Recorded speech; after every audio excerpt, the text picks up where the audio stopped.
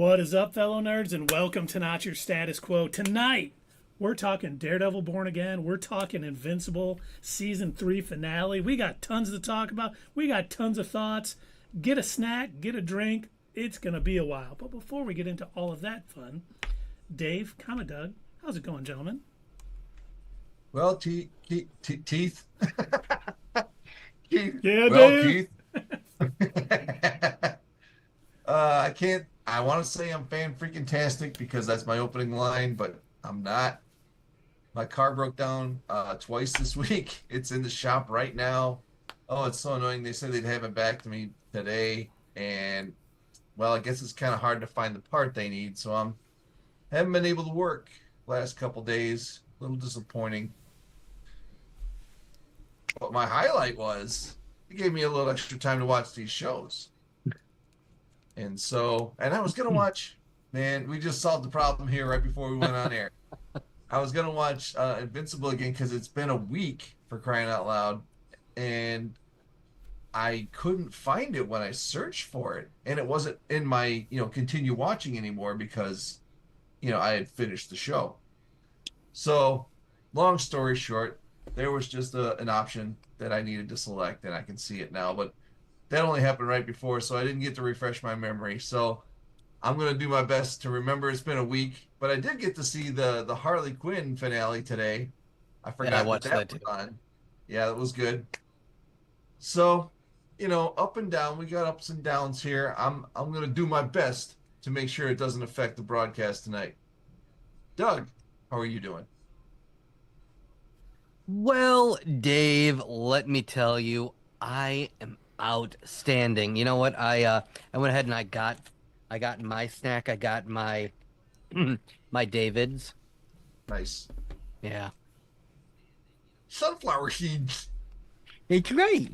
I Do saw you, them on the shelf. I had to stop at the gas station and I saw them like, well, I gotta get them for tonight. do you eat the shells? They're pumpkin seeds, so yeah. Pumpkin seeds. I thought they were Yeah, sunflower seeds. I do. Are you not supposed to? No, Have I I been always eating do. Some pumpkin people seeds don't, wrong? but I always Oh, do too. Are they salty? okay. Well, those people should be eliminated. Round them up in the camps immediately. All we need do is remove those who oppose us. I heard people that eat pumpkin seeds, like the shell, also love illegal immigrants. Round them up. Oh man, I have to go to El Salvador. Oh, but no, I am doing pretty outstanding. Uh, like what these other two gentlemen said, excellent shows. Cannot wait to talk about them. I didn't watch them multiple times. I've been super busy. A lot of stuff going on with work, so have not had any time to really watch things more than once. But I'm not saying they're not good. They're really good, and they are worth another watch. So if you have time on your hands, lovely fellow nerds, then by all means, please do so. But I want to talk about them. So without further ado, Mr. Keith, sir, Keith, how are you? Well, gentlemen, How are you? I am tremendous. Excited. Like you, I've been really busy at work, but I got all next week off. Kids are on spring break. I have it off now. I'm excited to not work. Well, not work for my corporation that I work for a week. I'll be doing stuff for the channel, of course. But I'm excited. Totally blown away by this week's episodes. Well, this week's Daredevil and last week's Invincible. So good. And then we get 2 episodes of Daredevil next week. We got The Last of Us starting. We got Andor starting next month. Really is a great time to be a nerd. Hmm. It's nerdalicious. Nerderific. Nerderific. Are you guys ready to talk a little Daredevil Born Again? Oh yeah. Yeah, let's talk some Oh, red. definitely, yeah. We start off with Matthew Murdock in the morgue, and he is promising Hector's niece, Angela Del Toro, who is a white tiger in the comics at one point. The current actress seems a little bit young, but maybe they don't have plans for her for a while. But he's Well, they're promising. planting seeds. Yes, exactly. and he's promising to bring his killer to justice. We see Mayor Fisk and Vanessa at marriage counseling discussing her affair with Adam. And we do know that Mayor Fisk did promise not to kill Adam. And not to jump to the end, he didn't promise not to do other things. Right? Like, he kept his word. He's a good man. that's the best. You know, much like good guy Palps, he's misunderstood. He wants what's best for New York. Born again under Fisk. Fisk can fix it. Let's go. Fix it. And what's really happening is the city is getting fisked. This is a family show. I don't know if we need to edit that out, but you're absolutely right, Dave. You said you're trying to. I'm gonna have to get up and get a drink. I'll only say it that one time, unless I you got a force me question. into it. Yeah, go ahead. I got a question for you two gentlemen, because I am a tad bit confused by something.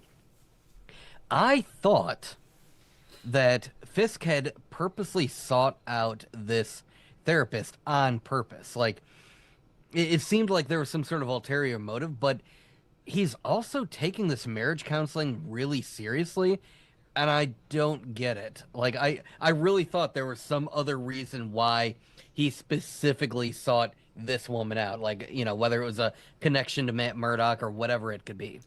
I do think you're right. But just because his initial motive, or one of his motives, was to get this therapist because probably at the time he knew she had a connection to Matt Murdock's partner. Mm-hmm. He didn't know they would be dating, but he might have known before that. But he really does love Vanessa. If there's one thing you can say for certain about Wilson Fisk in this show, he does love his wife. So I do think he wants to fix his marriage with his wife. But while he's doing so with a therapist, why not get one with close ties to Matt Murdock, his biggest rival? So I think it's both. I do think he sought her out because of that. Okay. But I do Well, think that does make a lot of sense. I mean, how many times in the comics did Vanessa tell him, I'm going to leave you unless you give up your life of crime? I mean, clearly not. This Vanessa obviously would not, it seems like. But in the comics, how often was she like, you don't knock this stuff off. You don't stop being the kingpin. Me and the son, we're gone. We're out of here. And he's like, okay, babe, I'll stop being a criminal. I'll go work at McDonald's, whatever it takes. You know, and to your point, that he's taking it seriously. Would he let the therapist really talk to him like that if he wasn't trying to honestly work it out with Vanessa? That was another question. I truly was wondering what the heck is going on. It's got to be a long game with him. Oh yeah. Nothing isn't with him. He knows how to play it. And I do love the fact that after the conversation they had about Adam in front of the therapist, she's like, I'd like to talk to Vanessa alone for a moment.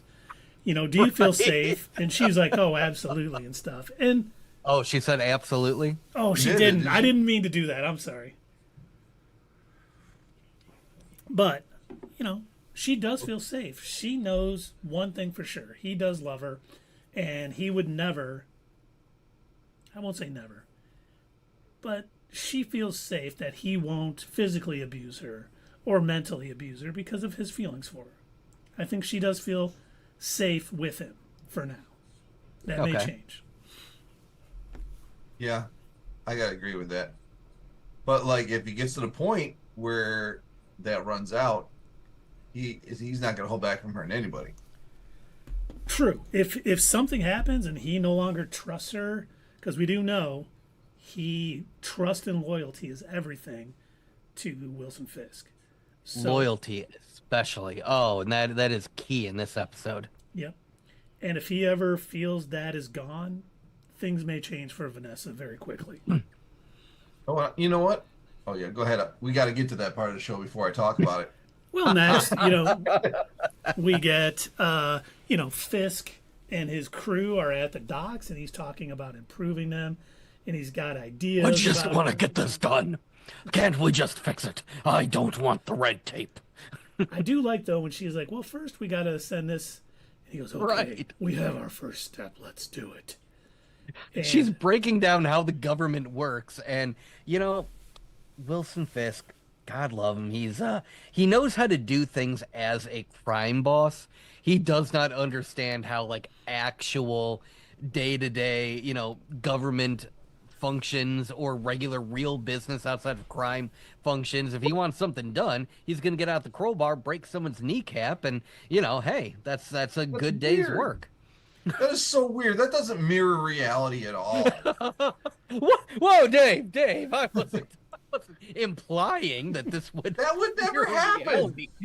How could that ever happen? Could you imagine the majority populace in this country electing somebody who didn't know how to run the government into the highest political office? That would never happen. I can't Well, even say hey, it. hey. Can't finish. if they ever did, they would get people around them that understood the government and just the best people to make sure. You know what? You're everything ran probably smooth. right. A lot like Fisk's one, his main helper. I don't know what to call her. Right hand guy, aide? Advisor? Advisor, yes, his top advisor, who's very familiar.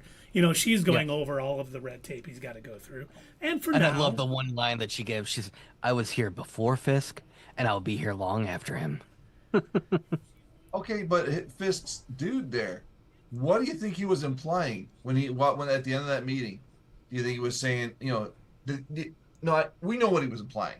Do you think what Fisk is going to do is the second option, which is to kill all the family heads? Oh, yeah. I think so, yes. Definitely. And we can course. talk about this later, too, after we talk about the ending and where the next couple episodes seem to be going with two of the main characters. But, then we got my boy, Daniel Blake, which cracks me up that Blake is Thor's alter personality last name. Mm-hmm. So I can't get over that half the time. But he's basically out drinking and partying with BB Urich. Kind of spills the beans a little bit about some plans to bring about some non-union, Garbage workers? but they were recycling. That was the word I couldn't.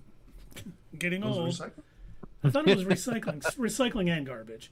Get some of that stuff in there, and she gives an entire expose about, Union Buster Fisk and all that stuff, and his advisor. I can never remember his name. Basically tells Daniel Blake, don't say a word. Nobody needs to know. And Fisk, when he's standing in front of everybody, gathers everybody around, and he's saying, "Who leaked this?" And he's like, "I did. You know what? I made a mistake. I feel terrible about it. I'm never going to forgive myself. And I support you 100%. Even if you fire me right now, no matter what you do to me, I support you 100%. And you just see... Ted Cruz. You heard all of that? I couldn't make any of that out by the giant boot that he was gargling down his throat. I had the Ted subtitles Cruz, on. Lindsey Graham. His name was Lindsey Cruz, right? Or Ted Graham. Something like that.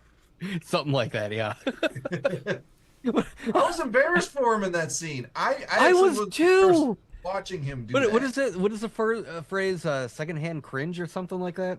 Yeah. I felt that. I'm just like, dude, stop, please. When they used to call Curb Your Enthusiasm uncomfortable humor. And it made you uncomfortable while watching it. This was uncomfortable drama. You did feel squeamish watching this happen. But Yeah. he said all the magic keywords, Yeah. loyal and Call his fist right down. yep, I appreciate the courage and the loyalty, and I'm gonna keep you on, and you are gonna, Totally threatened him, though. Right Oh, there. Completely threatened him. and the advisor didn't yeah. blink an eye. Did you know? I Yeah. thought about that when it happened. He basically said, "You do it again, I'm gonna murder you, like Yes. badly." And she was just like, "Okay, This let's is move your on." one chance. Yeah. He said, if you do it again, this will be your last mistake. Yes. Yeah. And Yeah. she didn't blink an eye, look at him twice or anything. She was just like, "Yep, this is politics. Okay, let's keep going." I was like, "Okay, she's seen some things." I think from that scene politics. alone, we know she has seen some things that weren't on the up and up in her political career.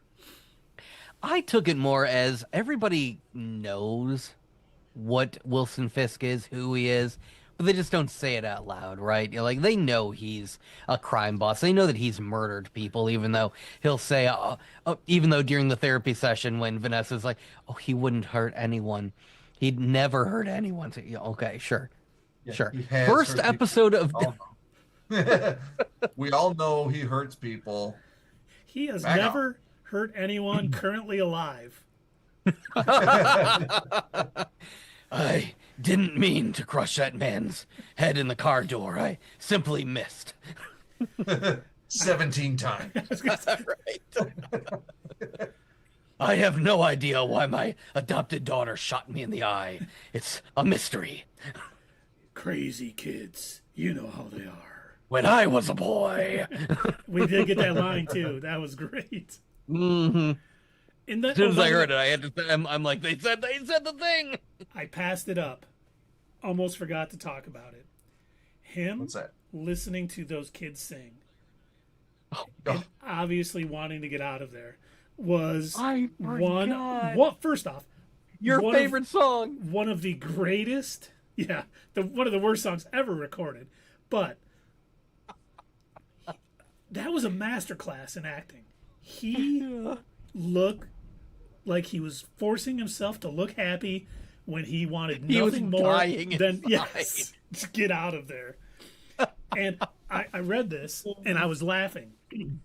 The first time they filmed it, the kids who were all like part of a singing group did such a good job. They had to re-record it because it didn't. Yeah.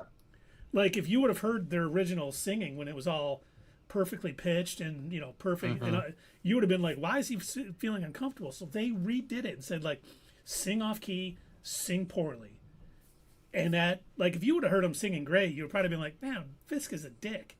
I can't believe he's mad hearing these kids sing good. But hearing it the way they presented and sing it, it was like, oh my gosh, what a great scene. I was like, that was terrible.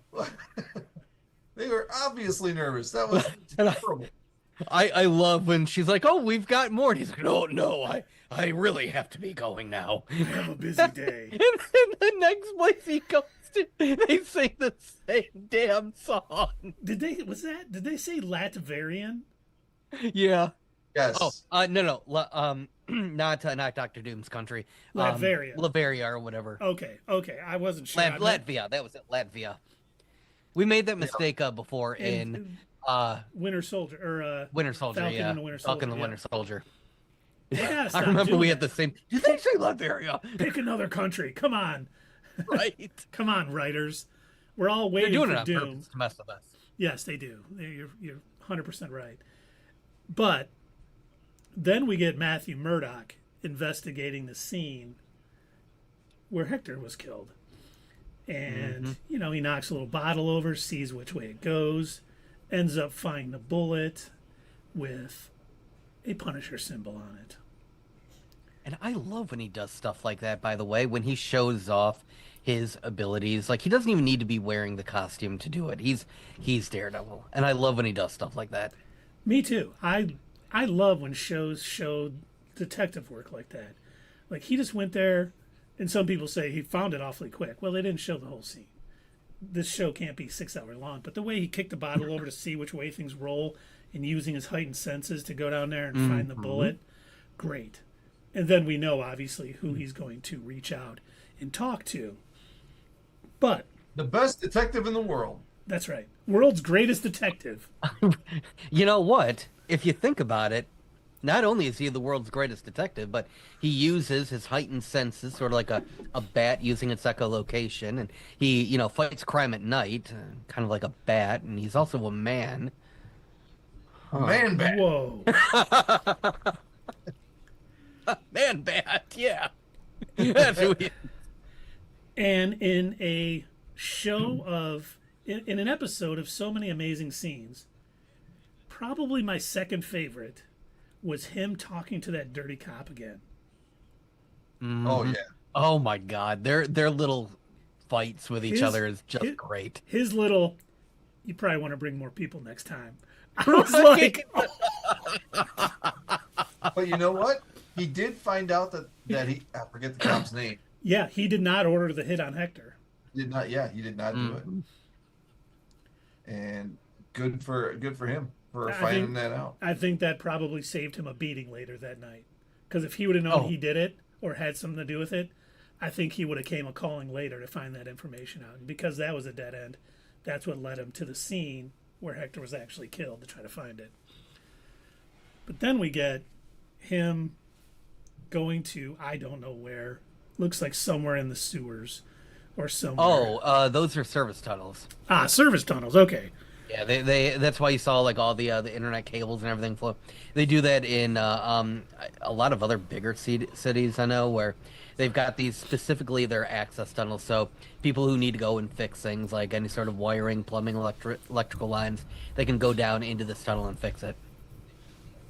So I assume that's the reason why Punisher is hiding down there is most likely because not very many people are going down there. Unless they absolutely have to. Makes sense. He needs to kind of hide out. What have to? Absolutely. I'm gonna have to get up here in a minute. I'm almost out. Oh, and you know what else I forgot to talk about? I was laughing at too. What? BB calling Blake Captain Planet. Right. Oh, yeah. Oh, Captain Planet has to get out of here. Oh. You know, I chuckled at that. I know who Captain Planet is. I doubt anyone of BB's age actually would. No, they probably wouldn't. But they might, because, cartoons sometimes hang out for longer. They might see it on something, but you're right. But man, Planetina. The scene. Planetina. I'm hitting the Rick and Morty song, yes. Did that really earn the button just saying Planetina? It did. Now I gotta hit it again. How do you feel now, Douglas? Yeah. But then we get the scene that I won't speak for you, but was the best scene on the show. Frank and Red talking. And it does what every great scene does. Each character has their own way of thinking, and neither one backs down from how they are. And, I mean, Frank bringing him to almost tears, being like, "Say his name." That wasn't a very good Punisher impression, but man, Yeah, that was Batman. yeah, it was. You're right. What a just absolute. God darn it! I seriously did not mean. You promised us. You said you were going to do it. I'm trying not to. I did promise I would, but Frank Castle, psychologist. Yeah. Yeah, he's becoming Harley Quinn. Bro, there's a whole other side of this guy. Right. And How did that make you feel? Say his name. You didn't go out as Daredevil and avenge him and all this stuff. And, one of the things we learned, and Dave was talking about it on Slack, is this is one of the reshot scenes. Mm-hmm. But it was also supposed to be later in the season. And they thought it worked better here. And I think they're right, because this is definitely, I agree. going to get Matt to realize he's got to go back to being Daredevil. He's got to do the things that he can do. And, I mean, I don't even know what else to say about this scene. I was like on the edge of my seat during the scene. It was a non-action scene. It was just so intense between both of them that give a bunch of awards to it. The Penguin deserved it all last year. So far, this show is deserving of so many. And I don't even know what Emmys Accolades. or Golden Globes. I don't know what they can get, but yeah, so many accolades. It's been just a tremendous show. Well, to kind of tack on to what you were saying about how this scene was moved around to a different spot, you shared with us a couple of small articles about what John Barenthal had said about the making of this series. The fact that he didn't agree with the direction they were originally going with for the Punisher. He was, he's one of those guys that's very in depth, very drawn to that character, and now that he's read enough of the right comics, thank you to that magic comic book store guy who gave him the right material.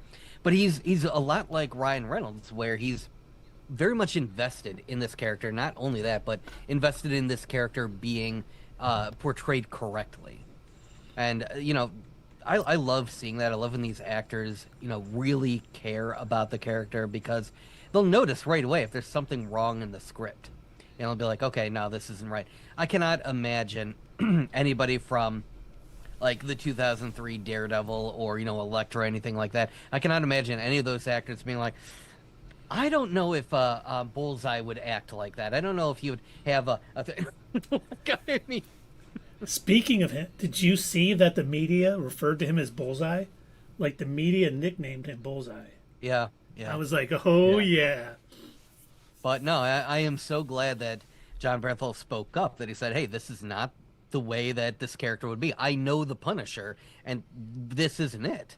So the fact that they, not only reshot it to be more in line with the other reshoots to make it, make sense, the fact that he's mentioning Foggy's death, and, the first episode when that happens, but also I do feel like it is definitely more in line with the way Punisher would be acting. He's a recluse. He's hiding in his hideout. He's, staying low until he can go out and do his Punisher thing again. And the thing is, like, Barenthal fell right back into it. I mean, he played it perfectly. Mhm. Didn't take him time to, warm up to the character. He was just a character right there. And like you said, he bought the comic books and read up on the Punisher. He knows what the Punisher would do. And if, they just hired, I don't know if this was during the time that Marvel was hiring people who hadn't read the comics, just to get a fresh perspective or whatever their stupid idea was. I think they had him writing for a character they didn't know anything about, I can see that. So when he stepped up and, said, hey, this wouldn't happen, this isn't him, that's bravo. He not only said, this isn't him, we need to change it, he was willing to walk away from the character if they didn't change it. That's huge. And, just him, like, when he's talking to Daredevil, he's like, he still talks to you, doesn't he? And he does. Matt is running through conversations he's had with Foggy and what he should do and how he should act. Calling his fans bullshit fanboys.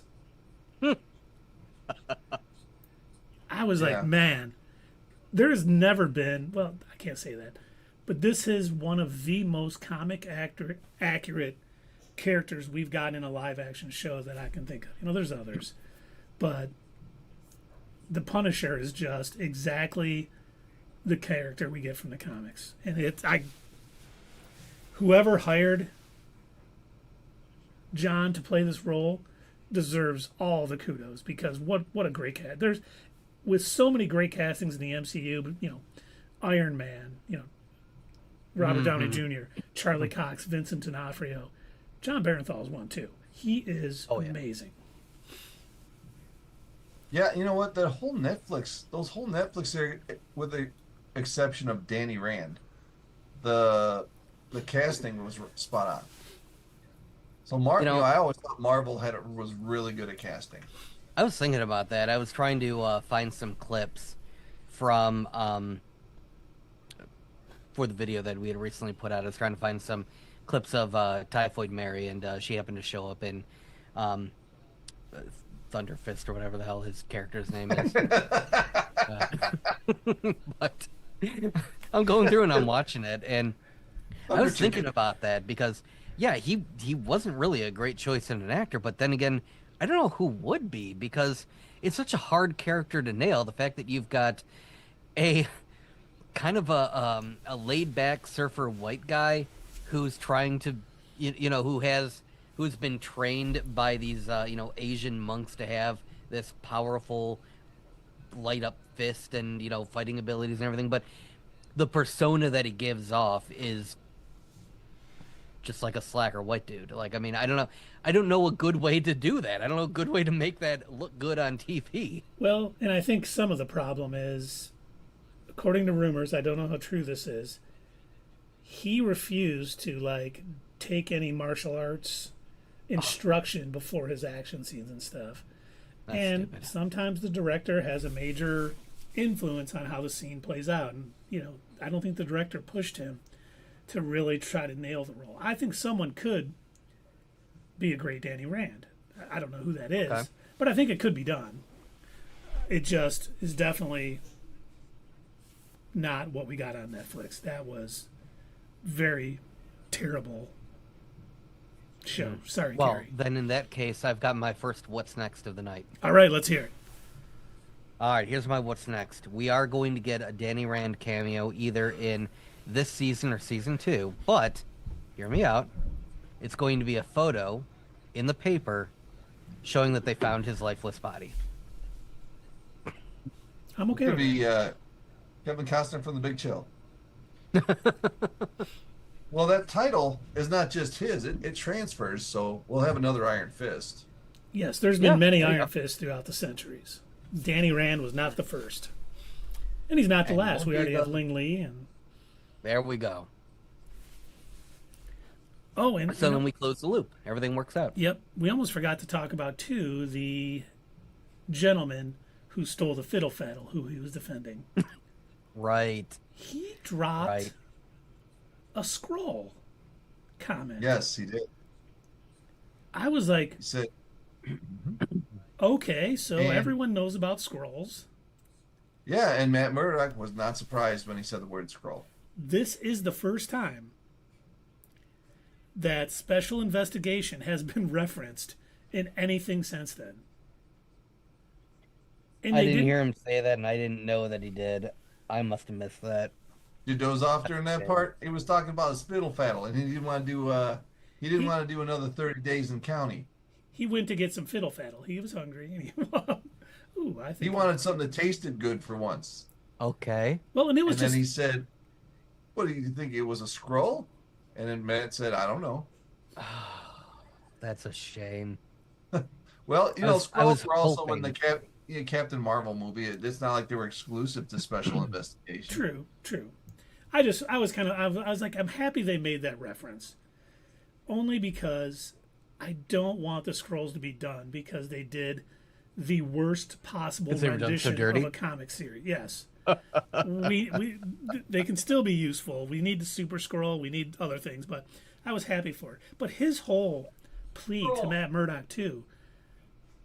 Once again, in an episode full of tremendous acting, tremendous monologues, and everything else, him talking about, yeah, last time I was put away for 20 days, I missed my SSI, update and ended up getting cut off from my benefits, and you know what I have to go through to get back on it, and it sent me back, and I was in debt, and I was eating out of dumpsters, and all this stuff he told. It was just like, and Matt, you're right.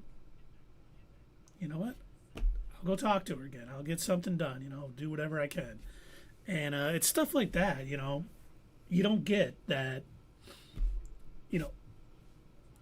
People who haven't been, super poor and end up, getting caught or constantly being thrown in jail, especially because of priors, even though you might not be doing anything wrong, would never understand that situation. So it was nice them putting it that way.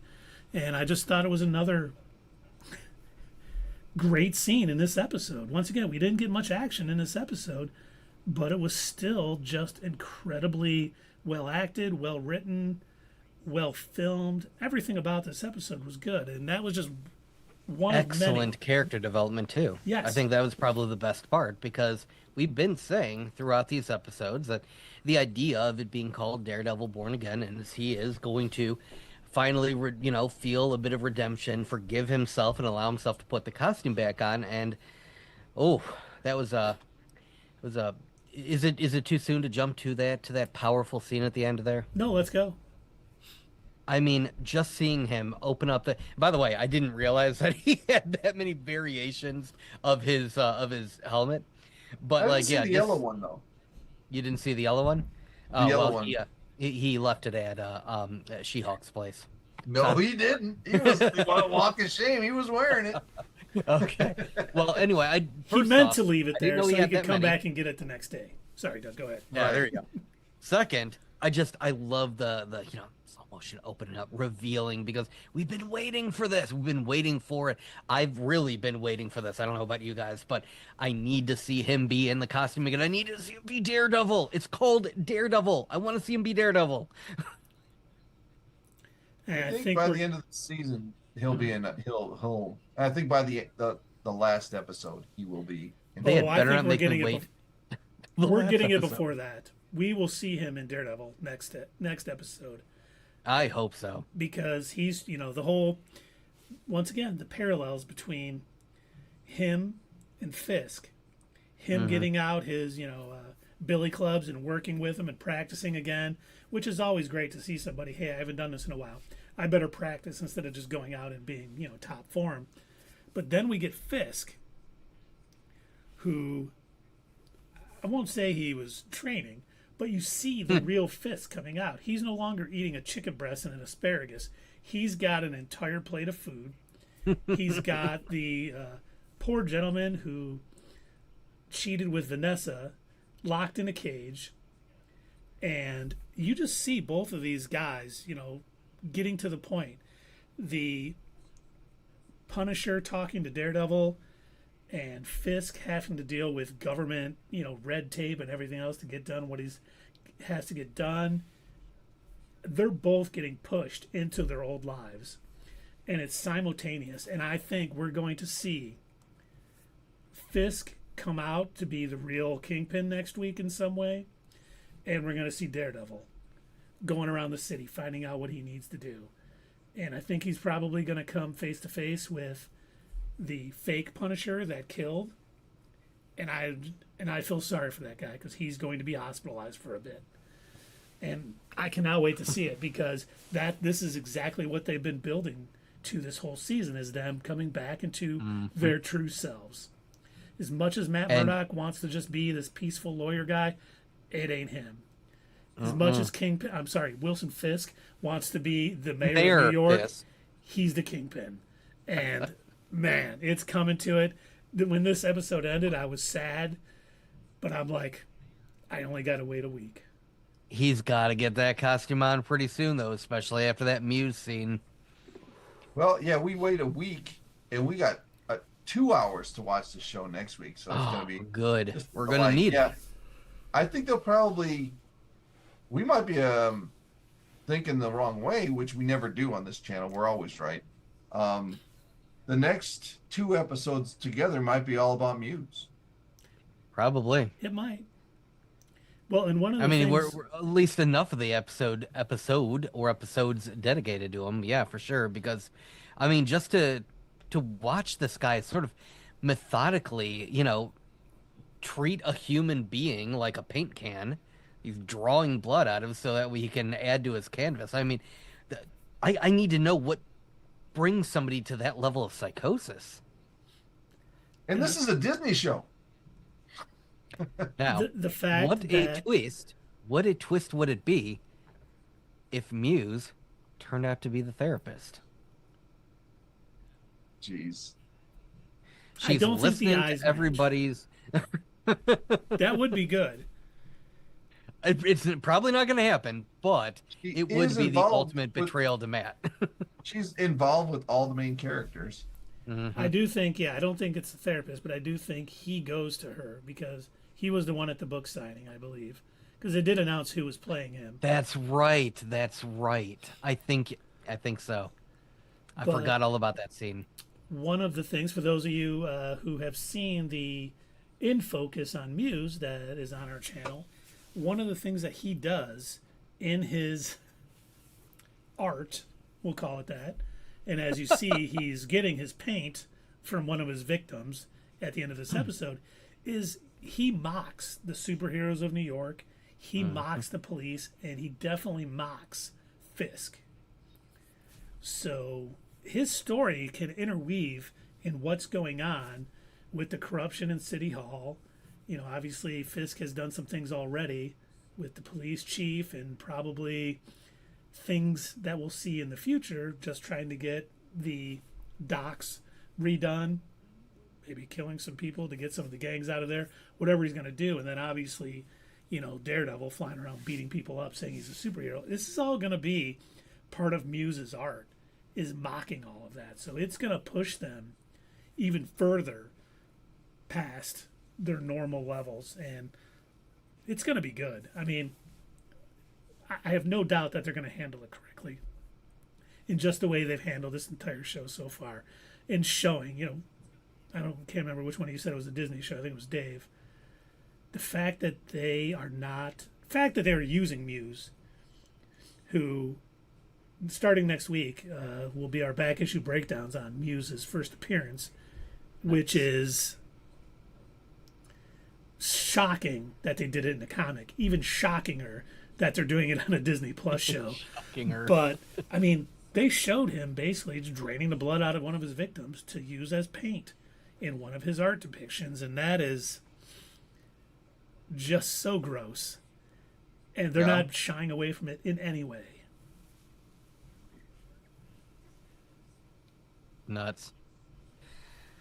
Oh man, when they moved over to that scene, my mouth just about dropped open, because I knew what he was about. I watched this in focus on Not Your Status Quo on YouTube.com.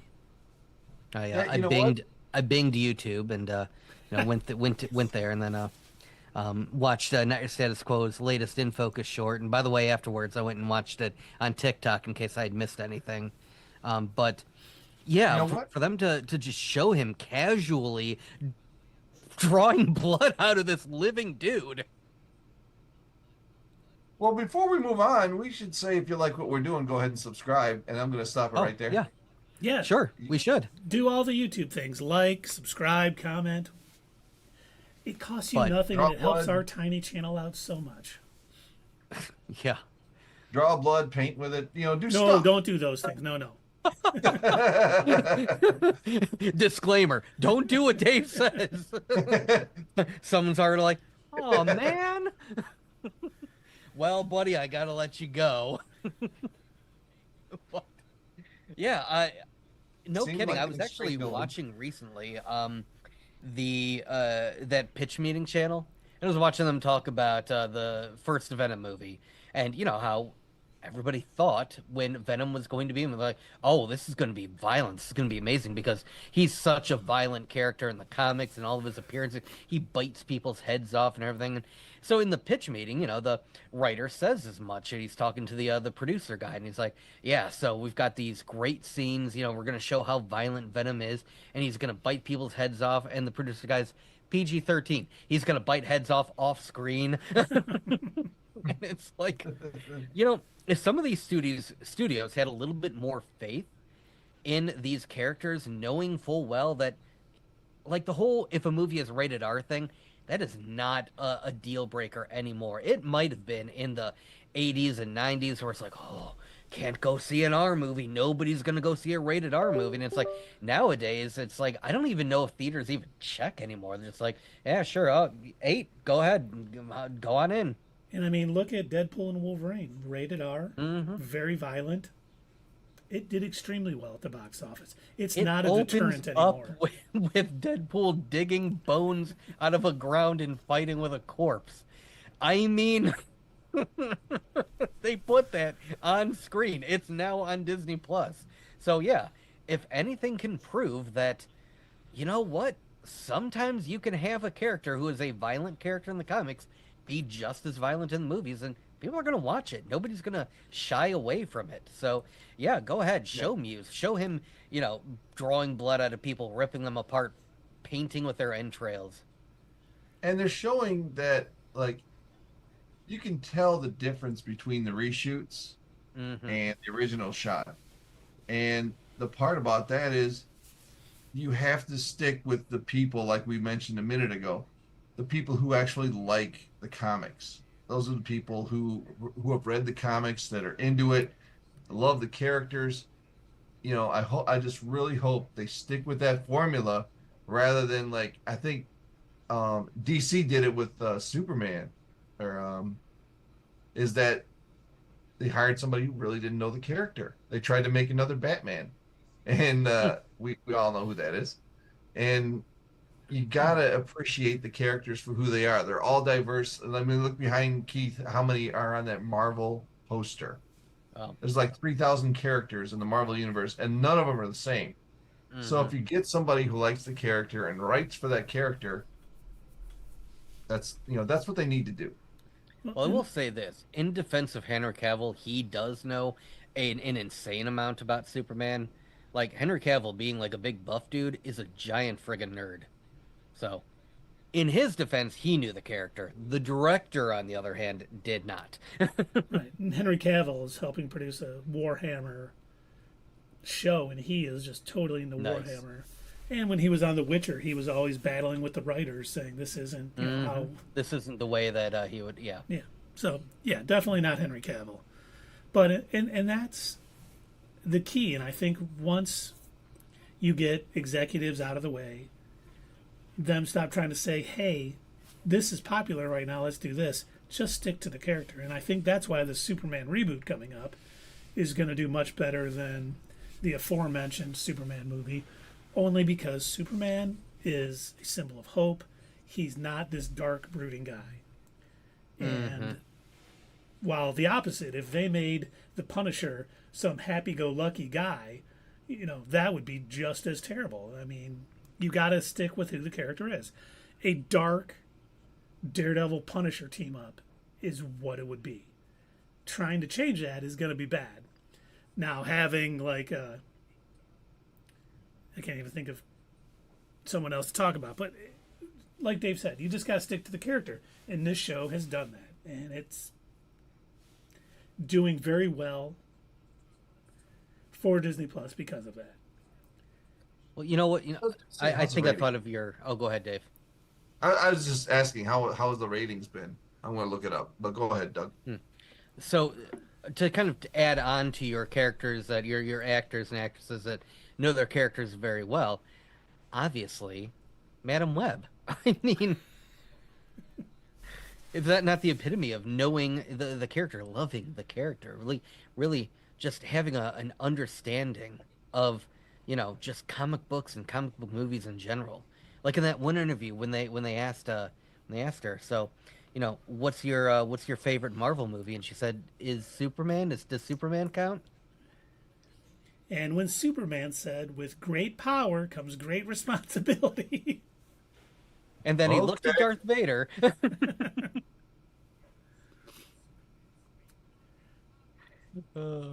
Yeah, let us know when you find that, Dave. And now, just for a little Latin lesson, for those of you playing the home game, the title of this episode was Sic Semper Systema, which is Latin for thus always the system. That definitely drives home, especially when you're talking about the guy that Matt was trying to help out, because he is definitely stuck in that system, just constantly repeating it. He gets out of jail, tries to figure out what he's going to do for food, doesn't get his benefits, doesn't know where to live, doesn't know where he's going to eat, how he's going to get his next meal, ends up, having to do what he has to do to survive, gets caught, thrown back in jail. It's constantly stuck in that system. Yep, and the lawyers, the defense lawyers bargaining with the, DAs and everybody. You got that, and you got the whole system with the political system aspect of it, with, Fisk running into red tape when he wants to do something and needing to go a certain way. And he's okay with it now, but I think we know that's going to change soon. And even the system of the police officers and the dirty cops and the good cops and everything that goes along with that in, New York and Hell's Kitchen. It was a tremendous episode that is building to something in these last, 5 episodes? That, I mean... Six. We got 9 per season, right? Yeah, we've had 4. So we've had 3, you're right. Yeah, this is 3. No. No, this is 4. This was 4, yeah. Because the premiere was 2 episodes, and then we had one after that, and then this is number 4, yeah. Yeah, so we got 5 episodes left, which 2 next week, and then we'll have 3 left. They've just done everything right. I'm so happy. You always get worried when shows come back like this. I want more. We are getting season 2, which is good. Daddy, I want it now. We'll give it to you as soon as we can. And I couldn't find the ratings on it, but I wouldn't be shocked to see if it's going up. Maybe you'll have better luck. But Well, we did I see originally it had 7.5 million views for the premiere. yep. I haven't seen what episode 3 or 4 has done, but I did see something that the original Daredevil series viewership has went up like 157% on Disney Plus. So it's helping out even older shows on Disney Plus, the older Daredevil show, and I'm sure Good. the Punisher is going to get more views, and we'll see all of that. And that means that was a really good idea for them to keep that as canon. I mean, as much as they are going to, because going back and watching those shows is going to be worth it because those are going to factor into this series. It's so funny. I don't know if you guys have seen, like, when an episode ends, my Disney Plus goes like, maybe you want to watch this, and it's the original Daredevil thing, and the picture of Charlie Cox right there. He looks so young.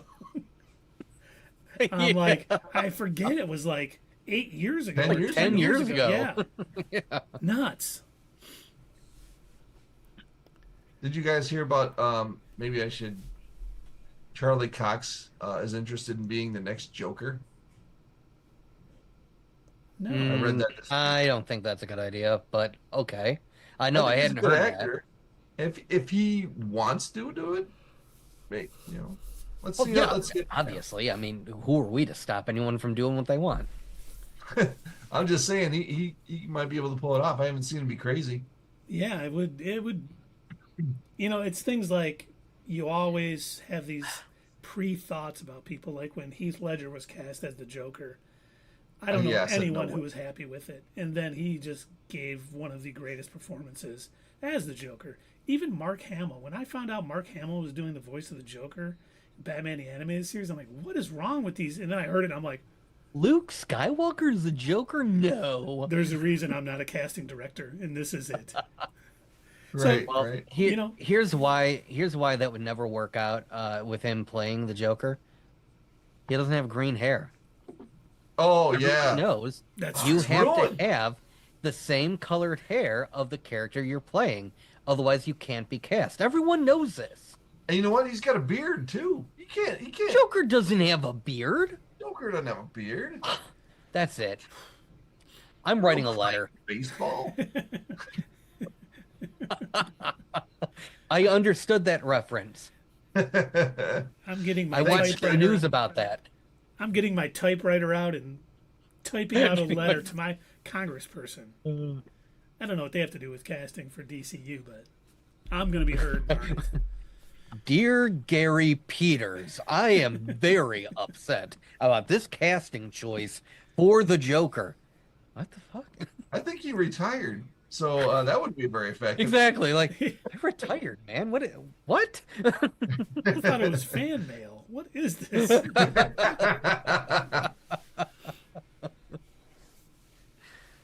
Well, gentlemen, should we rate this episode of Daredevil? We shall. I'll go first. Okay. Excellent episode. I like how Keith walked us through it there. I liked how they went through every little thing, like showing, it wasn't his whole investigation when he was down at the crime scene, but still, it was thorough enough to watch to see how he did that. He goes into the bottle goes into a drain that's a block and a half away, and he finds the freaking shell casing. Come on. Amazing. I mean, obviously, real life, I mean, if it wasn't somebody with hyper senses, no. But since we know that's what he's got, and it worked towards his character development and showing he's still got it even though he's not doing the Daredevil stuff. Now that scene on the roof where he's got his room, that was pretty cool. The best scene in the show though was the Frank Castle scene. The way he brought those emotions out of them, and they were not friendly with each other, but they knew they were on the same team. And the way Frank makes him deal with the Foggy thing. Just him crying there might be enough to open the floodgates to make him go back to being Daredevil. to be, like Keith said, next week it's going to be him going to be Daredevil again. I think we're going to see Frank in this next 2 episodes as well. And, like we said earlier, he's the characters. Hang on 1 second. There we go. He stuck to the character's main senses, and I don't know, just overall acted in every way by even Vanessa, uh, Wilson Fisk. Everybody in this episode was amazing. So, and like you said, there was hardly any action, and it didn't need it. I'm not a guy, everybody on this channel, because of the way I kind of present myself, that doesn't, everybody thinks I just need action. I don't, as long as it moves the story along. I like how it moved the story along this week. It was really well done. I'm going to give it another 8.5 like I gave it last week. I definitely have to agree with you. I loved pretty much everything in this. And yeah, for a show where I'm sitting here saying over and over, I need him to get in that costume, I need him to be Daredevil, I still don't mind these very, very character-driven scenes. I'd say some of the best episodes in The Bad Batch were the ones where we were developing those characters and getting to know who they were, who the clones were as individuals. Same with Clone Wars. So I love seeing that in other shows like Daredevil. I love being able to get into the mind of Matt Murdock. I love the sort of confrontation moment that he had in the jail when he's basically having to, he's just trying to roll the punches. He's going to be a lawyer, and he's going to be like, look at this rap sheet. There's no way you're not doing time. And he's not thinking about it from anybody else's perspective. He's just in full on 100% lawyer mode. Let's hurry up, do this so I can get out of here and go do something else. Go brood and be angry about the kingpin. But instead, this guy gives him a wake-up call, and that seems to be the theme throughout this. He's getting wake-up calls from multiple areas. He's getting into his sort of superhero persona again when he confronts that dirty cop at the courthouse. And he realizes someone's got to do something about this, and so he goes and to the morgue to find out about like what's going on with his client. Sees that his little niece, and is like, I can't keep letting people down. Realizes I've clearly got to investigate. Nobody else is going to do it. The mortician clearly didn't care. He made the statement like, well, if it's not in the body. And it's like, so this is a wake-up call. Everything that he interacts with in this episode is helping him, realize he's got to do something because nobody else is. And so at the very end there, just before he goes to look at his costume and maybe brood a little bit more, the first thought in my mind was that meme where you see, the guy laying in bed and the girl like, I wonder what he's thinking about. And then the guy's just thinking about some stupid nonsense. I can imagine him just laying there like, no, isn't it? Man, he's really probably thinking about another girl. Yeah, right. Yeah, he's probably thinking about another girl. And he got mad here, and he's just like, man, I really want to beat some criminals up. So many deserving beatings. He's laying there for a minute, and finally he's like, he can't take it anymore. Got to go to my roof. Got to open up my helmet container. Look at my costumes. But no, this episode was fantastic, and the fact that they had the balls to end on the Muse just drawing blood out of somebody to paint his art. I mean, fantastic episode all the way through. I'm also giving it an 8.5 out of 10. It is such a good show. This was an amazing episode. I want to see more. I can't wait for the next one, when obviously Matt is hopefully finally going to, enough is enough. I've got to be Daredevil again. I don't know, maybe he'll go to church first, do a prayer about it. But yeah, I can't wait. You said next week we've got a double episode? Yep, we get 5 and 6 next week. Oh, it's going to be so good. I can't wait. Same, good sir. This episode gave us so many amazing scenes. We got the scene with Matt and Hector's niece, him promising to bring the killer to justice, and her being angry at the whole system. We had the marriage counseling thing, the way that Fisk and Vanessa both tiptoed around his violent nature, and about Adam, and about violence and everything else, that even had the counselor keeping Vanessa behind to make sure she was safe. I won't kill him. the scene at the port with, all of his political people trying to discuss and seeing that he has roadblocks here that he definitely doesn't want. Blake not only spilling the beans, but, standing up to Fisk. We had the scene with the fiddle faddle criminal and Daredevil going back and forth, which was so incredibly well done. We had the Matt investigating the scene of the crime where Hector was killed. We had the scene between him and the Punisher. We had the scene with Fisk listening to those kids sing off key and poorly and just seeing how uncomfortable he was. That's hilarious. Yes. We had, Matt going to the rooftop to start working with his billy clubs again. I mean, every scene in here was perfectly acted, perfectly written, and just building up to what we're going to get the rest of this thing. And, Doug talked about, I just want to see him in the costume. I just want to see him in the costume. And having him not rush back into the costume, they've built up, it's earned. When we finally see him back as Daredevil, it's going to be better because it has been earned through all of these episodes building up to it. I mean, we got Bullseye nicknamed in the press. We got the Scroll name drop.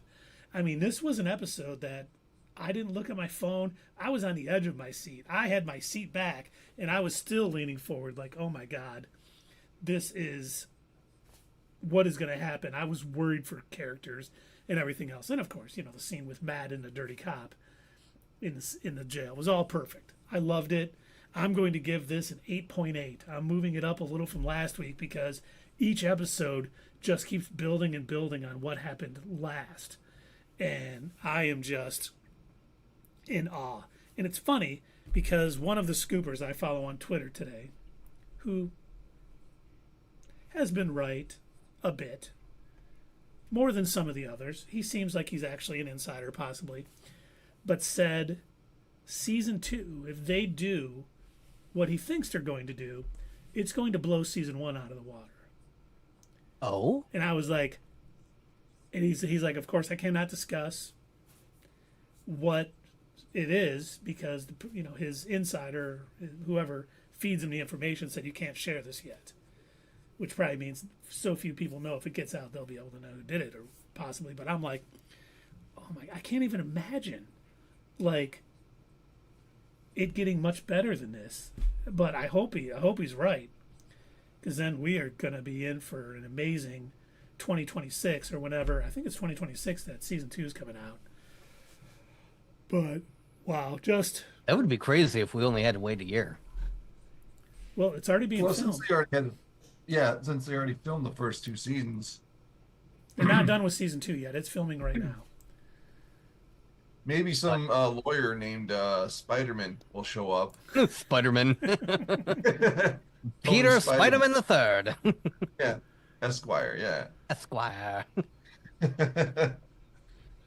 Oh man, I didn't even see Sierra was on Twitch earlier. What's up, Sierra? Sorry we missed your comment. We were pretty engrossed in our Daredevil Born Again conversation. I feel bad. I hope you're still out there. But should we talk? Wait, what did you rate it? An 8.8. 8.8. Okay. I gave it to Eric you know what? Lindros. It's funny. Number Is 88. that I knew in my head after both me and Doug said 8.5. In my head, I go, he's going to say 8.8. I know it. And then you did. Next time I'm going because to you give wanted to outdo us. I just thought that's where you would rate it. Yes, I don't give my ratings to give better ones than you guys. That's how I truly feel. Right. I'm just more positive than you fine gentlemen about things. He's 0.3% more positive. That's right. But all right, are you guys ready to talk a little Invincible season 3? Invincible season 3? Finale. Oh.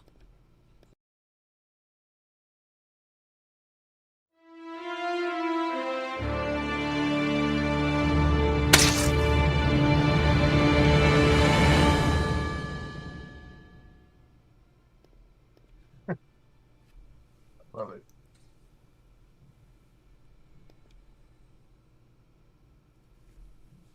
Fellow nerds, we got episode 8 of Invincible season 3. I thought you'd never shut up.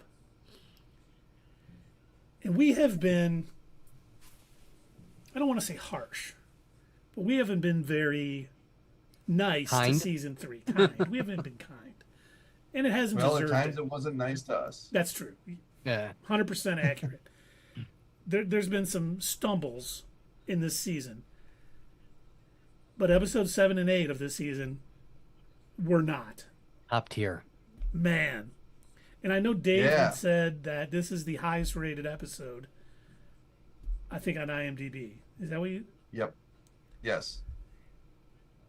Man, I watched this last Thursday. I could not believe this episode. Everything that happened. I mean, basically Mark is fighting Conquest. Obviously much weaker. And Jeffrey Dean Morgan.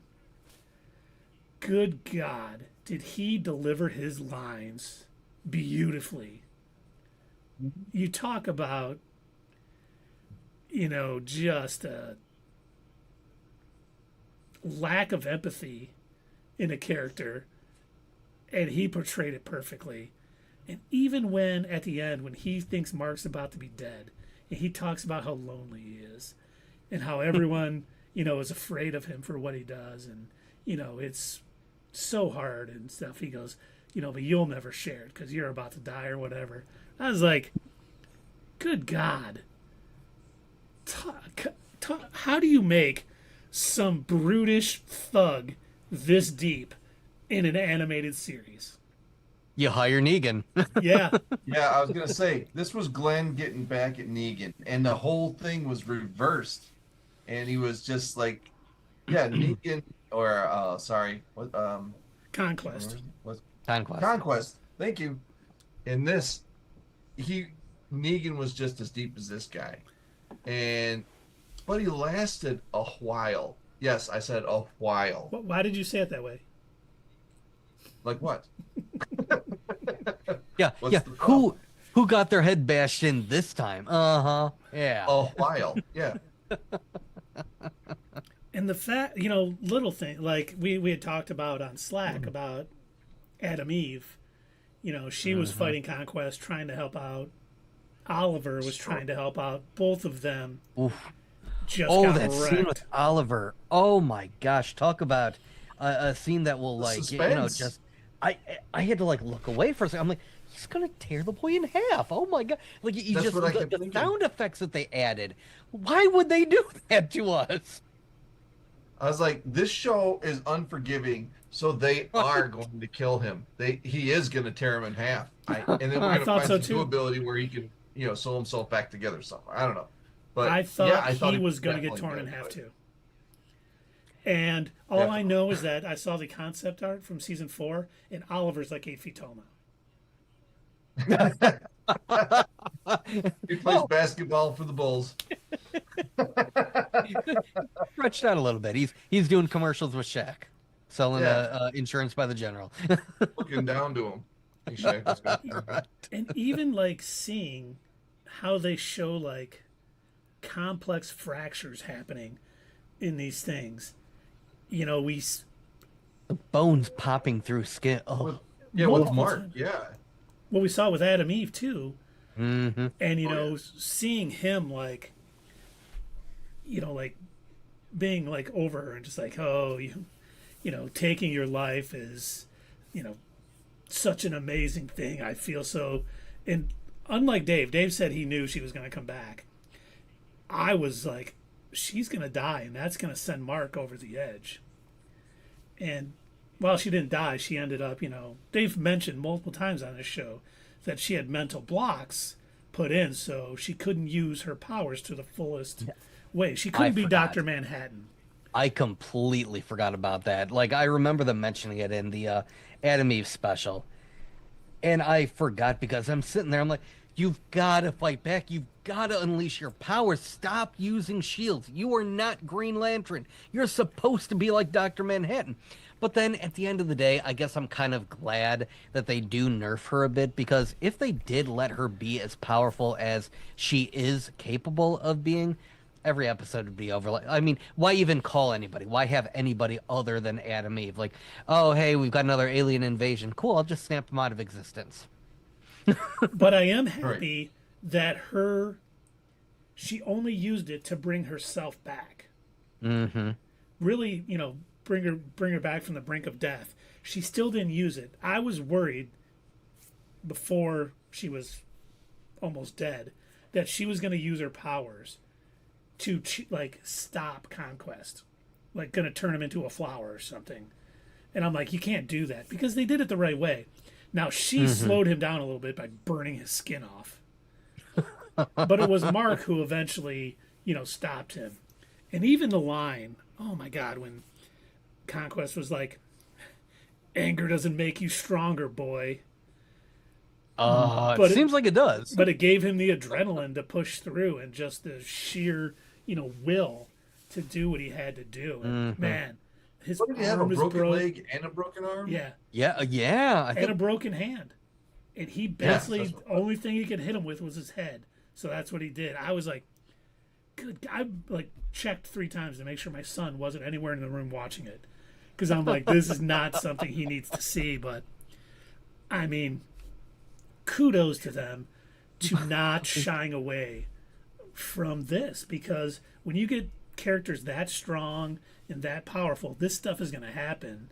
And this isn't a kiddie show, so they just went all out, and just the fight that it needed to be with this superpowered Viltrumite. I need Homelander watching this on TV and being like, "Ooh, that would it's a little intense, huh? Bit much." Yeah, that'd be a good way to start off the next Boys season. He's watching that episode. Just him watching Invincible and being like, a little over the top. Anyway, let me go shoot my laser beams through someone's brain. At least when I kill somebody by flattening their head, I don't keep them around so I can look at it.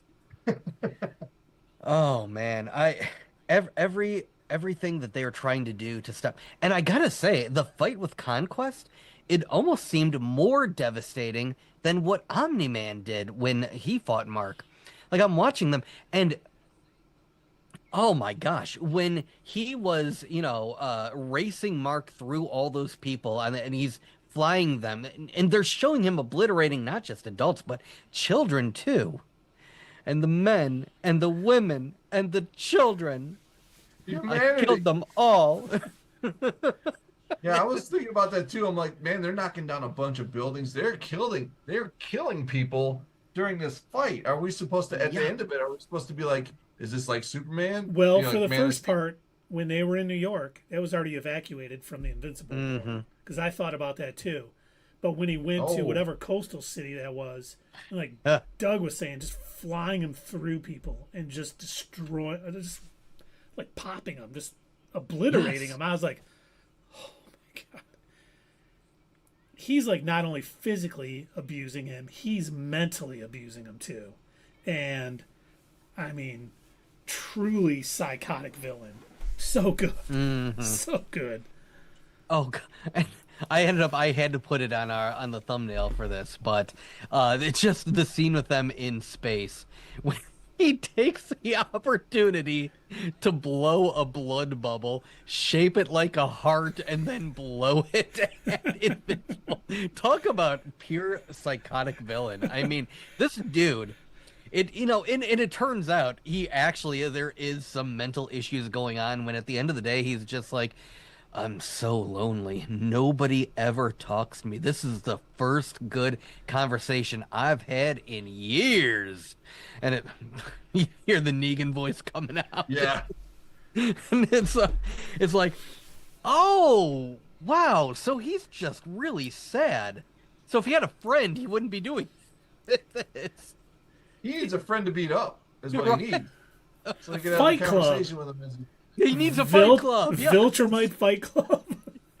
Oh wait, they already did that. That's how the planet got this way. Oh yeah, that's right. He needs a buddy flying around with him, decimating, towns. And I gotta say I was disappointed that we didn't see Alan or Omni Man. I was kind of hoping that would make an appearance. Um, Damn it, I forgot my thought. That is my ADHD again. So I'm I'm glad not. they didn't step in and Yeah, help save Mark. I Not am too. help, just appear. Just Well, appear in the show. at the end, with all of those sort of what's next scenes that we got, I was kind of surprised we didn't see Alan and Omni Man 2 at the Coalition of Planets or something.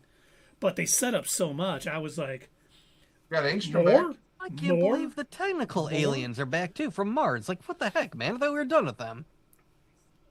Well, and that's the thing. They might not even use them again. You know how this show was earlier in the season. You set up all the stuff and then you didn't use it. You never know. They'll drop it in season 8 or something. Yeah. We got the funeral for Rexplode too, which Rudy changes his name to Rex. It was That's a little weird. That was weird. But them talking and Adam Eve getting up and talking about, how she loved him still, and I loved him. I hated him. He was the best and worst things. Yeah. so It was good. the best of times. It was the blurst of times. You stupid monkey. You stupid monkey. I don't have the Simpsons theme song on here, so I can't play it. But and just Mark like laughing too when she's kind of talking to him about it, like what? And he's just, I'm just so happy that we're both here. So much has gone on, and it's true. Foreshadowing. Yes. And I mean, there's so much and we got just the things we got at the end. We got the sequid possessed humans in the sewers. We got the group of aliens finding Battle Beast alive. We got the technicians with their plans with Angstrom to claim a new world. Cecil and Donald showing that Conquest is alive, basically comatose and in an underground prison. And then, Mark tells Oliver that he was right about killing people, and if anyone threatens his family, he's going to do it. And then, in hell, we get Damien Darkblood, who I totally forgot was a character, except for the Invincible game that I play, meets with a demon overlord and explains a plan to reinstate him as ruler of hell, exploiting a powerful being that appeared on Earth. Is he talking about Conquest? Probably. Maybe like inhabit his body or something. Okay, that's kind of what I took it as. Like, I'm watching all these things unfold, and I'm like, okay, they're doing enough that we're not going to get these little filler episodes in season 4. They've got so much that they have set up. We hope that they're not going to give us hope. any more, because that was probably the most disappointing thing about this season is how many of these episodes were just they were just there. Nothing really happened, and they could have been. It was almost like when a TV series is just trying to. They know they're going to be playing reruns on whatever station, so they need to create a couple of episodes to just play out of any order, so that way anybody can pick it up and watch it. We made the same comment about a couple of the episodes in Mandalorian season 3, where it seemed like what they were doing didn't really matter. They, whatever problem rose up in the beginning of the episode, they solved it by the end, and it was like one of those throwaway episodes. And yeah, they did that a couple of times in Invincible season 3. It's a shame that they did that too, because I remember, I think I was most disappointed by the one episode that we got Omni-Man and Alan, yeah. other guy. Yeah, that was half an episode. It was half an episode. And it's like, what are you doing to like the episode part where we've got, Adam Eve and Invincible, it's like it was kind of a nothing burger. It was boring, and it was one of those where like I probably picked up my phone a couple of times, and then the episode after did the same thing. And I think it was like 3 episodes in a row where it was like, just what is happening? What are you wasting my time for? Yeah. Yeah, the season And that's started. what I was saying when those were happening. I was like, they've got so many storylines that they can address. Why are they doing this? Exactly. And there were a couple of things where if they would have fleshed it out more, it probably would have made an entertaining episode. You presented us with this idea that some sort of weird dystopian future is happening where, you've got a crazy oh my gosh, what's his name? Immortal. Immortal. Thank you. You've got a crazy, immortal who's sitting on the throne like, I was keeping it warm for you, Mark. I'm glad that you're back now. And it's like, I wouldn't have minded seeing an episode where they looked into that a little bit more, where they stretched it out a bit more, instead of it being like a throwaway gag in the middle of another. Oh, well, I just got to go take care of some time travel stuff real quick. Like 2 minutes later, it's over. It's like, that might have actually made an interesting episode. Granted, to be fair, I've seen Justice League and Superman do it better, but still. Well, I mean, this season started off strong too. The episode with oh my god, Engstrom? Doc Seismic. When he recruited all those things. I My mean, favorite villain. Yeah, they were doing some good things. Cecil's episode where we learned about his early days and what happened and the parallels he had with Mark and how he's changed over the years. I mean, there was a lot of good, and then That was great character development. Yeah, they were doing great, and it, like every other season has been. And then, man, it just was like, we're gonna do some filler episodes and do some things that are not. I don't know really what needed. happened. Yeah, but 7 and 8, they got it back on track. And man, Thankfully. episode 8, I needed to turn the TV off when I was done watching it. And just like think for a few minutes. Oh, we just gotta. Oh, we got rated by TG Oh, nice. Look at with a that. party of Awesome. 29. It's a raid! Hell yeah! Welcome aboard, everybody. Thank you for joining us. Welcome, welcome. We are talking about Invincible, the season 3 finale. Who here saw the Invincible season 3 finale, and what did you think of it? Let us know in the chat. What's up, TG? Glad you're here. Yes, for those of you who joined us, we are your basic everyday nerds. We talk about superheroes, Star Wars, animation, anime, all that good stuff. I see that Be Nice followed us. Thank you so much for the follow. We appreciate it. And yeah, we talked a little Daredevil Born Again earlier today, and we're talking a little Invincible season finale now.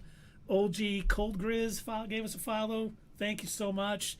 You guys are so nice. We got a first-time chatter. Oh, your dog is Cloud. I just started the show. Are you talking about Invincible or Daredevil Born Again?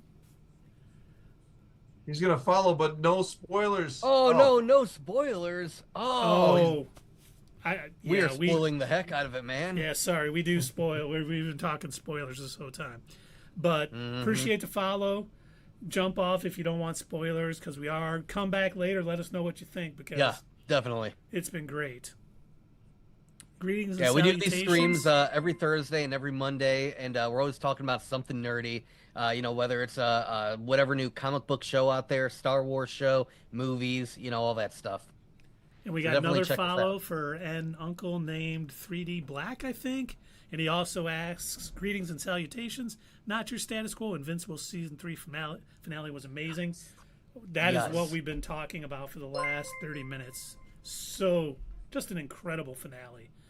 And Schwam it up, I think I'm saying that correctly, with the follow. Thank you guys. Man, this is too much. We can't thank you guys enough. We love being a part of TG's terrible family, so we appreciate all the love you guys are showing us right now. We hope... And to answer your question, he asked, how did you feel about the dialogue from Frank and Matt in Daredevil Born Again? Yes, we were talking about that. One of the most incredible scenes. It was great to have Frank Castle back. Loved seeing him in action. We were actually talking about that in our review, in our breakdown and review of that episode. The fact that John Barenthal said that he didn't like the original direction that they were going with his character in that show, in the original cut of the show. To see him back in action, to see him sort of form the character the way that it should be, the way that he sees that the Punisher should be, I loved it. It was a great dialogue and a great episode overall. And in a episode of great scenes, it was the best one out there. I mean... I'm gonna watch it. It's for me. It's that, and also the Muse scene. Oh, yeah. That was so That was gross dark. at the end. That was yes. some dark stuff.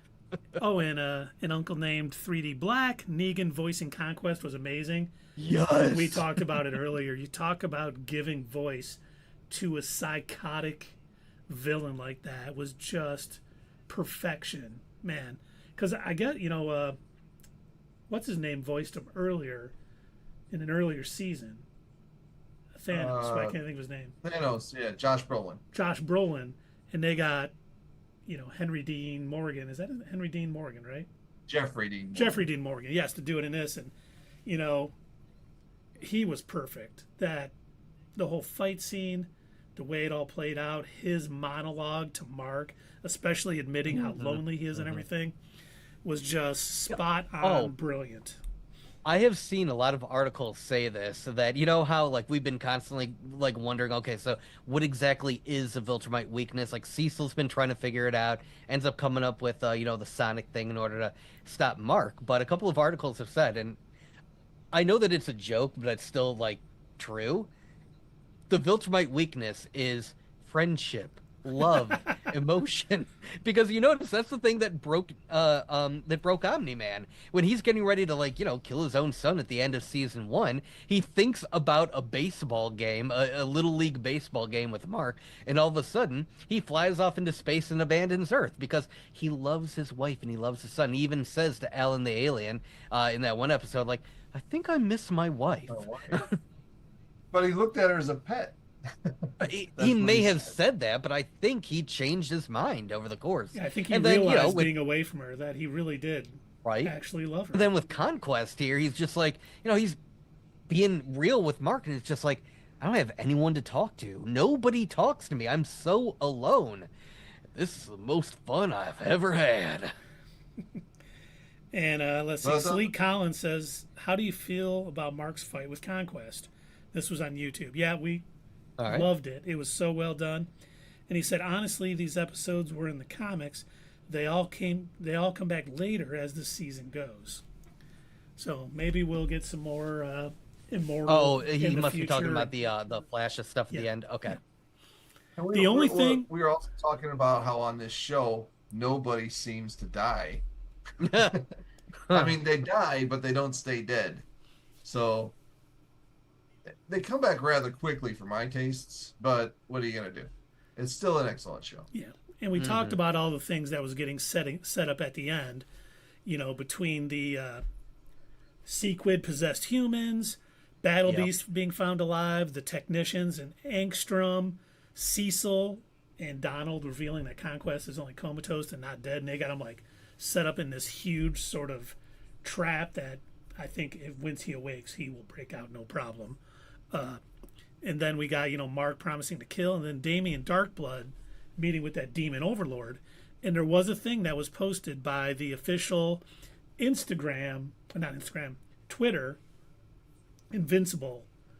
And it says, Invincible will return for season 4, should be sometime in 2026. Nice. Voice acting is complete. There may be a new storyline, not in the comic, featuring Darkblood.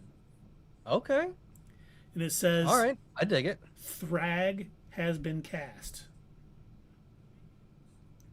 Thrag is the Viltrumite that's has the leader of the Viltrumites. Yeah, he has Freddie Mercury. Yeah, Freddie Mercury. He's got the fur around his neck and stuff. Yes. He came back just to play this. I want all of his quotes, even though it wasn't in the comic. I need all of his quotes to just be lyrics from Queen songs. I need him to look at Mark and be like, is this real life or is this a fantasy? Yeah. And Somebody Schwam It Up says, it's funny how people are calling Mark weak, but don't understand growth. That is what has made this show so amazing, is that Mark's just not the strongest person on the planet. He is stronger than a lot of the people, but all of these villains coming up, like Omni-Man and, Conquest, is stronger than him, and he has to fight through it, and he's, working out to get stronger. They've done a great job of developing this character over these 3 seasons and where he's going to go beyond now. They've done a great job writing it out.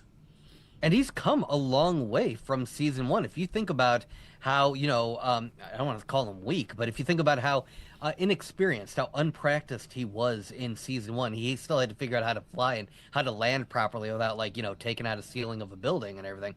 And now we see him in the beginning of this season. You've got Cecil and them training him, and he's lifting all these weights and everything. And they look at him like, we don't have anything heavier for him to practice with. Like, that's it. This is everything. And so yeah, he is growing. He's getting stronger throughout these seasons. And while he may not be as strong as the strongest Viltrumite yet, one thing that they've mentioned time and time again in these episodes is that as Viltrumites get older, they get stronger. They actually get stronger with age. So it's only a matter of time.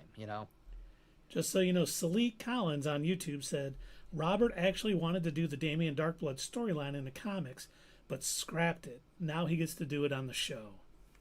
Really? Interesting. I'm looking forward to that because of all the little teases at the end of it. That was the one that I was like, didn't expect and was just kind of like, ooh, I kind of forgot about Damien Darkblood. And, right. Seeing about there's a new powerful, being that came to Earth that you can possess to take over hell. I was like, okay, I didn't expect that. I expect the Viltrumite War. I expect a lot of things. I didn't expect a demon lord to come into play, and I'm all for it. I will have my popcorn at the ready when season 4 comes out.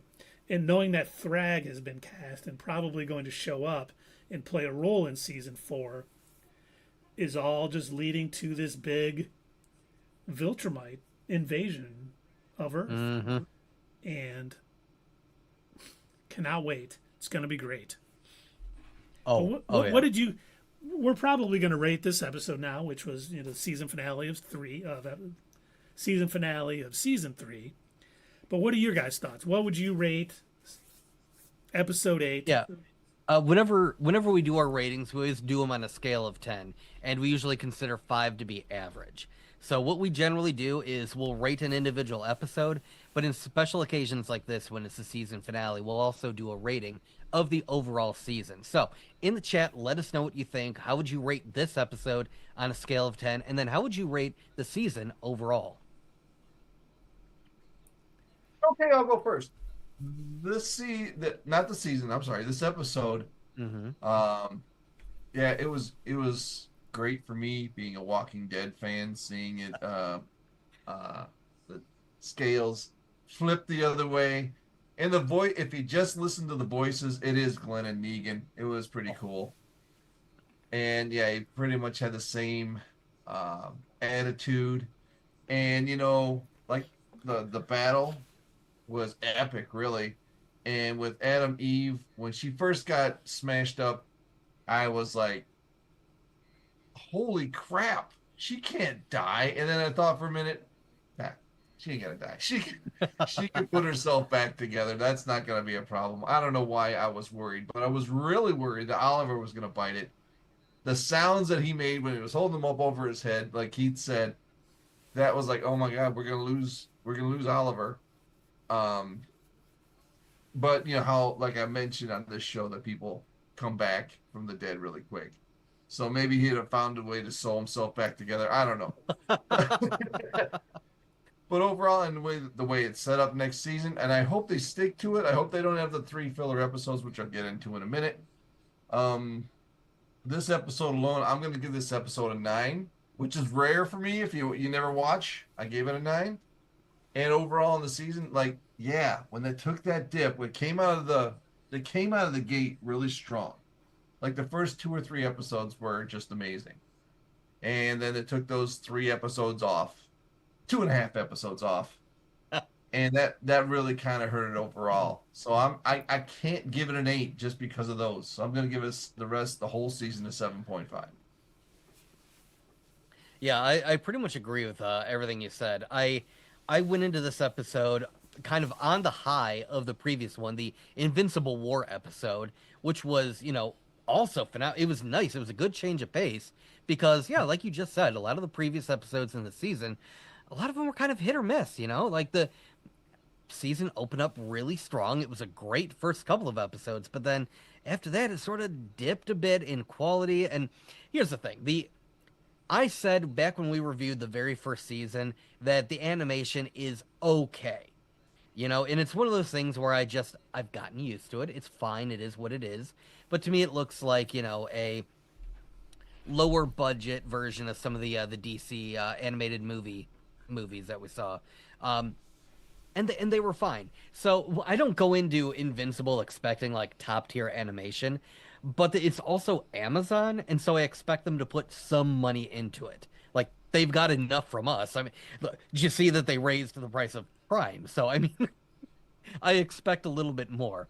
Um, but yeah, when we were disappointed by those kind of like weird fillery episodes, I was like, I don't know about that. But then we finally got these last two, the Invincible War and then Conquest arriving. And yeah, Dave, also as a Walking Dead fan, I loved seeing the voice of Negan go up against, um, the voice of Glenn. It was great. It was great, and you could hear some of the Neganisms in the way that he portrayed his voice because he was like, "Oh boy, this is gonna be a lot of fun," and it's like you could hear it every now and again. He would like get into that mode, and just oh my gosh, the way that that they played it out.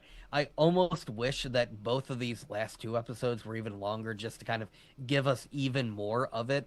And I know that I literally just said in our Daredevil Born Again review, it was nice to have a very character-driven episode. We don't need any action. This, I wanted all the action. I wanted even more action, and even the parts where I had to look away from the TV because they're stretching Oliver's body up above his head, and the guy who made the sound effects for this, can you imagine? He's probably saying like, all right, what sounds like ripping flesh? How do I illustrate that? So I mean, it was.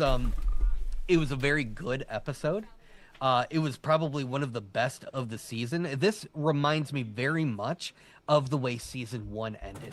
It was fantastic, and this, I think, was even a step up from that. So I'm with you, Dave. I'm also going to give this a 9 out of 10 for this final episode. What a way to end the season. We've got a lot of stuff to look forward to in the next season, which I am so happy. I cannot tell you how happy I am that we only have to wait a year. I'm getting tired of these shows where it's taking 2 or 3 years. Like we've got these huge long breaks, and then you got to sit there and watch all these YouTube video recaps. Be like, wait, what happened? Right, and then they only come out with 8 episodes every 2 Yeah, years. yeah. Or oh my gosh, the way they did Invincible last year, where they're like, okay, we're gonna give you 4 now, wait 3 months, and then give you 4. It's like nobody wants that. Who asked for that? That's like a terrible way to do it. So yeah, no, this episode is easily an 8 or easily 9 out of 10. Loved it, but the season overall, it definitely had some road bumps.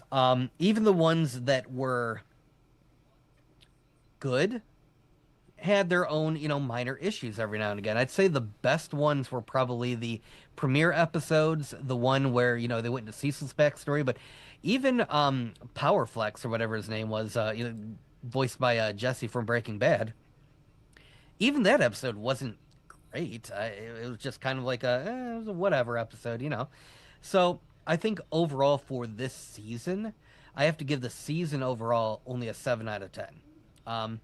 It's better than average, but I mean, it could have been. I expect more from this. I am glad that Amazon forked over the money to give us some top tier voice actors. That was amazing. I love that, but I mean, also do better because we know you can do better. We've seen the other 2 seasons of the show. Thank you, Sam Wilson. All right, Keith, all yours. Yeah, I just want to say that Selig says, nobody knows what's going to happen in that Damien Darkblood, because since it wasn't in the comics, so it'll kind of be nice. Then he asks, how do you guys feel about Mark saying, if anyone tries to hurt my family, I won't hesitate to kill them? I think that's easy to say in the heat of the moment. I don't think he'll actually come and do it, per se, even though he did almost kill Angstrom and he almost killed Conquest. So we'll have to see. But I think he's going to mature a little bit and really not follow through on that. But I could be wrong. And now for this episode 8, I didn't think you would ever stop talking. Was, oh, I thought you'd never shut up. Was just I'm sorry, Keith. I couldn't stop talking about it. No, I know, but such for a brutal and prolonged fight, it had its just brilliant moments of dialogue between these two. As it was slowing down, and one was hurt, and then one took the opportunity to talk. Seeing Adam, Eve, and Oliver get involved because they wanted to help Mark. This has all been built to and was all earned. It was just so incredibly well done.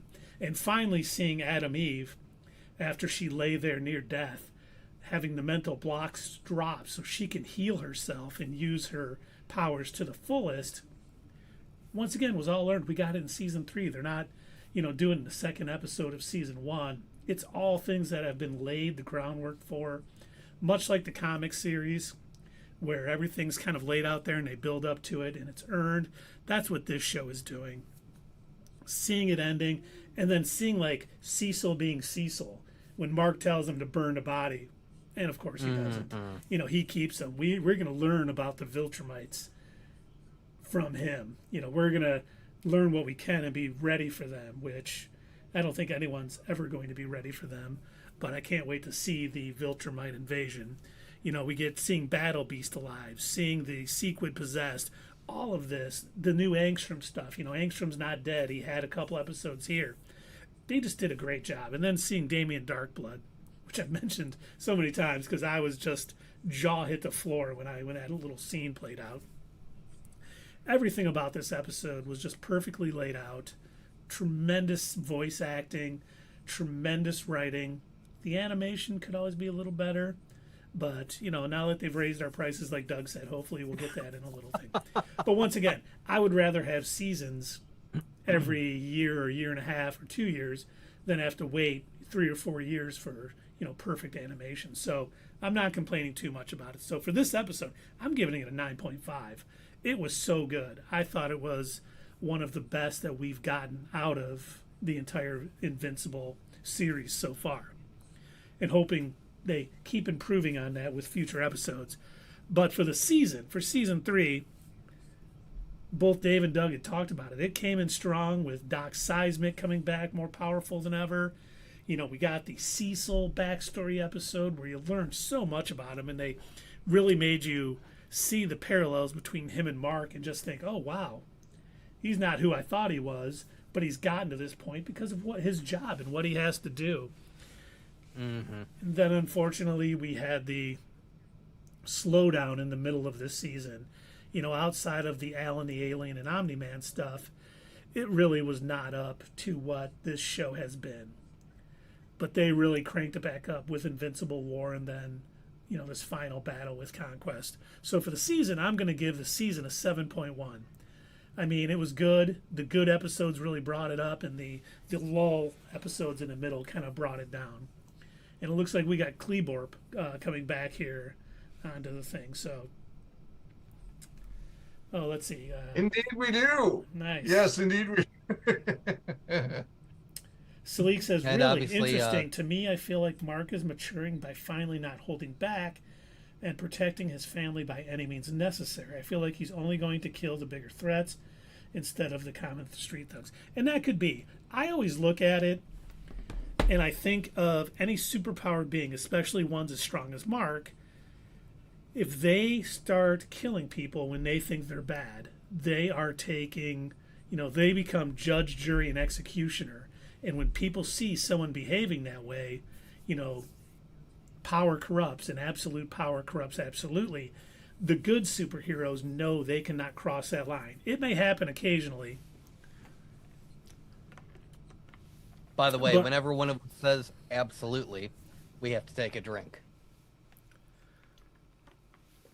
So I think he is going to learn and understand. He has to refrain from killing, or the public is going to turn against him, thinking that, he is above the law and he can just murder people that he think is bad.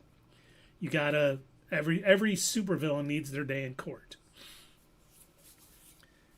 I think my favorite example of that from the comics, well, I guess technically I heard it first in a animated movie, but when Yeah. When Red Hood, says to Batman, "Why didn't you ever end him? Why didn't you ever kill that maniac? Why did you let him live?" And Batman says honestly to him, he says, "Because it would be too easy. That's why.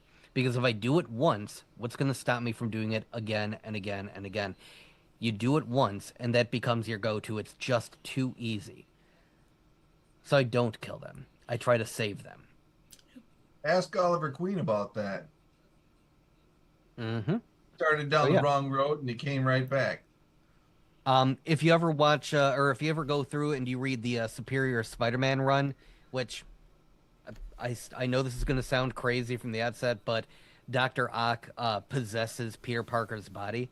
He ends up finding out just how strong Spider-Man is, because he ends up getting into a fight. He's going to prove I can be a better Spider-Man than Peter Parker was, and he realizes the entire time, oh, this dude has been pulling his punches. He's been holding back on all of us. He could have killed us all, but he doesn't do it because he knows that he's got to limit how strong he is, so he doesn't, because it would be too easy. And not only that, he's got a sense of humor. Sure, yeah, that too. Yeah.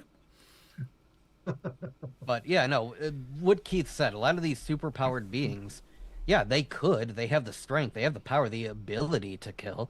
So yeah, I think I agree with Keith on that front, where I think it's a bit immature of Mark to jump to, okay, well, now, I'm not going to hold back anymore. I'm going to start taking out anybody who threatens me or my family, or, anyone that I care about.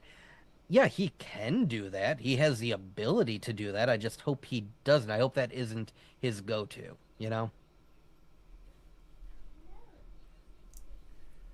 Excellent. Any Yeah. we didn't see any ratings, but if you guys have your ratings or any more questions, let us know. It is getting a little bit late here on the East Coast of the United States. Thinking maybe we should find somebody to raid if Ooh, yeah. you gentlemen think that's good. AE Trays just went on. Ooh, Oh, playing hey, yeah. Assassin's Creed. I like it. Okay. All right, so we are getting ready to raid A-Tray, playing a little Assassin's Creed. We Love know TG was playing that earlier. And once again, TG, thank you so much for the raid, and everybody from the Terrible family who has followed us and just made this stream extremely entertaining. We appreciate y'all coming out here, chatting with us, and giving us the follows. It is much appreciated. But we're going to find somebody. We're going to raid A-Tray here, so... And by the way, for those of you who are out there watching us on YouTube, rating is obviously something that we do here on Twitch as a way to send all of our lovely viewers off to another channel. And in this case, we're going to go watch some Assassin's Creed. But while we can't exactly do the same thing on YouTube, it's complicated and dumb because Google needs to get their crap together and make YouTube better. But yeah, if you enjoy watching us on YouTube, please feel free to like us, subscribe. I don't know, draw somebody's blood and paint, on your screen. No, don't do that. Okay. No Disclaimer, muse. don't do that. No muse. And that, and yeah, definitely follow us and check out all of our other videos. We've got a lot of stuff. We've been at this for a while, so yeah, check out all of our other videos. We do shorts, in focus, what's next, all that good stuff. We wear shorts. We wear pants. We wear shirts. I mean, you do. Is that a body tattoo you got there? And just so you know, we will be back next Thursday talking about Daredevil. We might be back on Monday talking about anime, maybe Spawn. We put out a questionnaire out there. Oh yeah, we put a poll out on our Facebook page, and it seems like people are voting for us to break down and review Todd McFarlane's Spawn.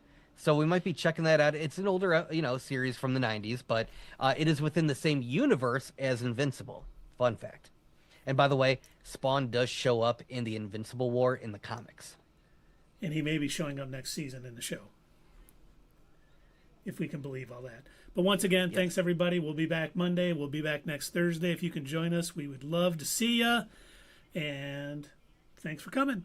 Hey fellow nerds, I hope you enjoyed this video, and if you want to see more of this stuff, make sure that you check out our Twitch stream. We try to do these live Sunday or Monday nights, 8 p.m. Eastern Time. Keep an eye on our social media to find out when you can join in live and chat with us during these live streams. Also, as usual, don't forget to check out our other social media.